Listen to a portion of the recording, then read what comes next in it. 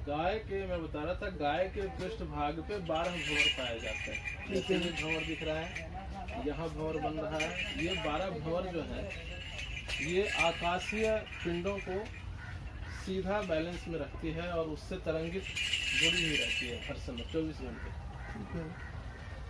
जो 12 हमारे ग्रह नक्षत्र 12 राशियां हैं, सबसे सीधा जो है तरंग इसका बना हुआ रहता है सूर्य से लेकर के। तो इसमें जैसे यहाँ पर में जो है वो सूर्य केतु नाड़ी है। हाँ जी, सूर्य केतु नाड़ी है और वो 12 राशियां जो है। हाँ, तो ये फिर यहाँ थुथुना से शुरू होती है, वहाँ तक जाती है। पूछ तक ये 12 भंवर है और 12 जो है भंवर है। ये गाय का 12 भंवर 12 राशियों से सीधे कनेक्शन में रहती है। वहाँ से हर तरंगों को ये एक्सेप्ट करती है और यहाँ से जो है संचारित रहती है। जैसे मानसिक तरंग से हम लोग जुड़ते हैं, ये एक प्राचीन विज्ञान है, तो ये जो है तरंगित रहती है। हमारे जो 12 राशियों को है वो भी यहाँ प्रभावित करती है। जैसे रत्न ज्योतिष एक शास्त्र है, तो रत्न ज्योतिष में जैसे हम 12 राशियों को कनेक्टेड करते हैं, क्योंकि रत्न पे मेरा विशेष फोकस है। हाँ, तो ठीक उसी प्रकार से गाय जो है 12 राशियों को कनेक्टेड रखती है। और जैसे अब हम 12 रत्न पहनते हैं, जैसे सूर्य के लिए मानिक, बुध के लिए पन्ना, चंद्रमा के लिए मोती, उसकी अलग अलग उंगलियां उसके लिए निर्धारित है। कौन सी नाड़ी कहाँ से गुजर रही है, उस नाड़ी पे उसका जो है, जैसे आपने कहा था वो पेंचुअल पॉइंट। हाँ, जैसे बाबासीर वाले छल्ला के लिए जो है ना, तो वहाँ पर में जो ये करते हैं, तो उसका जो है ना तो सुजोग पद्धति से आता है। ठीक उसी सुजोग पद्धति से जो है इस अंगुली में पोखराज पहनते हैं। क्यों पहनते हैं कि वो नाड़ी, अर्थ की नाड़ी जो है यहाँ है। अर्थ का पॉइंट यहाँ है। हस्तरेखा में भी देखिए तो अर्थ का पॉइंट यहाँ है। बृहस्पति यहाँ है, ठीक है। तो बृहस्पति की नाड़ी यहाँ है। इसमें हम अगर पहनेंगे तो बृहस्पति की पहनेंगे। तो अलग अलग जो है उसकी नाड़ियाँ निश्चित की गई है। मानिक अगर हम पहनेंगे तो इसी में पहनेंगे, मोती अगर पहनेंगे तो कनिष्ठा में पहनेंगे।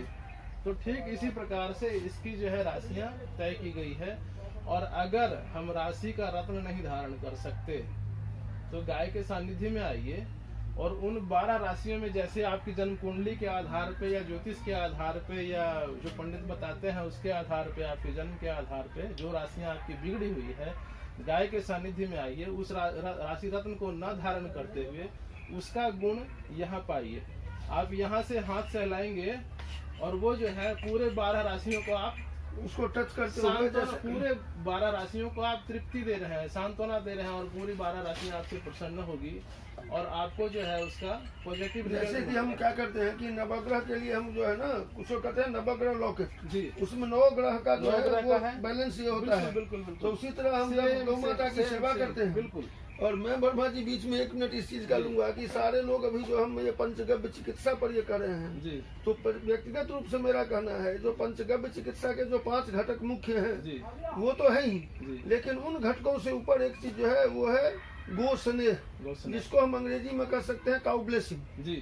कि जब तक गौ माता के सानिध्य और स्नेह नहीं होता है तो तब तक जो है हमें कोई भी औषधि, चाहे हम एक डॉक्टर हैं, चिकित्सक हैं, और अगर मैं गौ माता के प्रति हमारा जो है समर्पण और वो चीज नहीं है, उनका स्नेह मुझे ब्लेसिंग नहीं है, तो मेरी औषधि किसी को काम नहीं करेगी। या अगर हम रोगी ही हैं तो अगर हम ये करेंगे ये गाय का पेशाब है, ये गोबर है, तो उसके प्रति जब होगी तो, क्योंकि जो पूरे वैज्ञानिक रूप से सारी दुनिया आज के डेट में इस चीज को मानती है कि ये जितने रोग हैं उसमें 75 से 80% जो रोग है वो साइकोसोमेटिक है।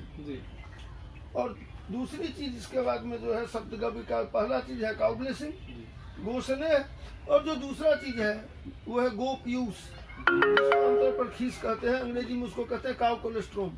अभी तक ज्ञात जितने इम्यूनिटी बूस्टर की बात है उसमें उससे बड़ा एंटीबायोटिक्स और इम्यूनिटी बूस्टर गो पीयूष से बढ़िया है ही नहीं। और वो भी जब हम जो हमारी जो देसी गोवंश है, गौर करिए ना, कोई भी किसी विदेशी में अभी जरा सा कुछ भी दर्द होता है तो जर्सी या ऑस्ट्रेलिया बीमार पड़ जाती है, इतनी नाजुक है। लेकिन हमारे जितने गोवंश है अलग अलग क्षेत्रों में अलग अलग रहने वाले, वो सब अपने आप में उनकी जो इसको कहते हैं मेंटेनेंस शून्य है। इसके आगे देखिए, अब जो मैं बता रहा था ज्योतिष के बारे में, ज्योतिष शास्त्र हस्तरेखा देखती है। पामिस्ट लोग जो है हमारी रेखाओं को देखते हैं और हमारी भविष्यवाणी भविष्य के लिए बताते हैं। हस्त रेखाओं को बदलने का सामर्थ्य अगर धरती पर किसी को है, वैसे तो कहते हैं कि किसी को ब्रह्मांड में है ही नहीं, जो ब्रह्मा ने लिख दिया वो अकाट्य है, लेकिन इस धरती पर ब्रह्मा ने एक ऐसी व्यवस्था बनाई है कि आपके हाथ की रेखाएं बदल सकती है। आप अपने हाथ में सुबह ब्रह्म मुहूर्त में गुड़ का लेप करें, गीले गुड़ का लेप करें और गाय को चटाएं। आपकी हस्त, हम 100 गाय के पास जाएंगे, एक अभागा व्यक्ति ऐसा होता है जिसकी 100 गाय में से कोई एक भी गुड़ चाटना पसंद नहीं करती। गुड़ चाटना सब पसंद करती है, लेकिन उसके रेखाओं के साथ चाटना पसंद नहीं करती है। कई लोग व्रत करते हैं, बृहस्पति व्रत किए और केला लेके जाते हैं गाय को खिलाने। वो केला गाय को पसंद है, लेकिन उसके हाथों से शायद वो केला पसंद नहीं है, इसलिए नहीं खाती। बिल्कुल बिल्कुल सही कहा। ठीक है, ठीक यही एक प्रामाणिकता है। हम अगर 5 व्यक्ति गाय के पास जाते हैं तो हमारी हाथें 5 गाय चाटती है, और उस गाय से अमुक व्यक्ति की क्या दुश्मनी है कि उसके वो एकदम वो ऐसे भी करती है कि बिल्कुल सिंह भी करती है। अब ये देखिए ना, मंगलदास जी गौशाला में एक गाय है, वर्तमान में आप देखिए कैसे संग खड़ी है, इतना हाथ अंदर गले में ले लेती है, ठीक है, और वो इतनी दुलारी है कि उसको और गाय मारती है कि ये व्यक्ति तेरे को दुलार कर रहा है, मुझे क्यों नहीं कर रहा है। वो मार खा करके वो जो है काली गाय मेरे हाथों को इतना अंदर अंदर तक ले लेती है, समझ गया। तो ये अपना आपके नेचर के ऊपर डिपेंड करता है। और देखा ये गया है कि गुड़ लेपित जो हाथ है, आपकी हथेली है, उसको ब्रह्म मुहूर्त में अगर गाय को चटवाते हैं और गाय स्वेच्छा से चाटती है, जबरन नहीं कर सकते आप, स्वेच्छा से चाटती है, तो ये 40-45 दिन की प्रक्रिया आप करके देखें, आपकी हस्तरेखाएं बदल जाएगी। ये प्रमाणिक मैंने आजमाया हुआ है। दूसरा, धरती पर एक गाय ही है जिसके पृष्ठ भाग पे स्पंदन क्रिया होती है। ये रखते ही इसकी पीठ जो है ऐसे स्पंदन करती है, ऐसे कोई दूसरा पशु नहीं करता, कंपन करती है। कंपन करती तो ये स्पंदन क्रिया बोला जाता है। इस स्पंदन से गाय क्या करती है पता है? हमारे हृदय की बीप को माप लेती है, हमारी भावनाओं को पढ़ लेती है कि हम किस भाव से इसको छू रहे हैं, ठीक है। हमारी भावनाओं तक को पढ़ लेती है कि किस भाव से हमें छू रही है, और उसके बाद वो प्रतिक्रिया करती है कि इसको मारना है, इससे दूर जाना है, इसको प्यार करना है, ये हमें लाड कर रहा है तो इसके ऊपर हमें लाड लुटाना है। तो वो अपने स्पंदन से आपकी भावनाओं तक को पढ़ लेती है कि किस भाव से आप उसको छू रहे हैं।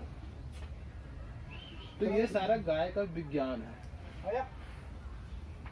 ऋषियों ने इतना शोध गाय के ऊपर करने के बाद भी ये स्पष्ट लिख दिया कि सैकड़ों वर्षों के शोध के बाद भी हम गाय को पूर्ण रूप से नहीं पहचान पाए, नहीं समझ पाए।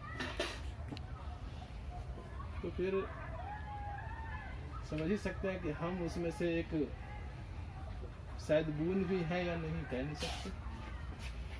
चलिए, बहुत अच्छा लगा। गौ माता में अनेक शक्तियां हैं।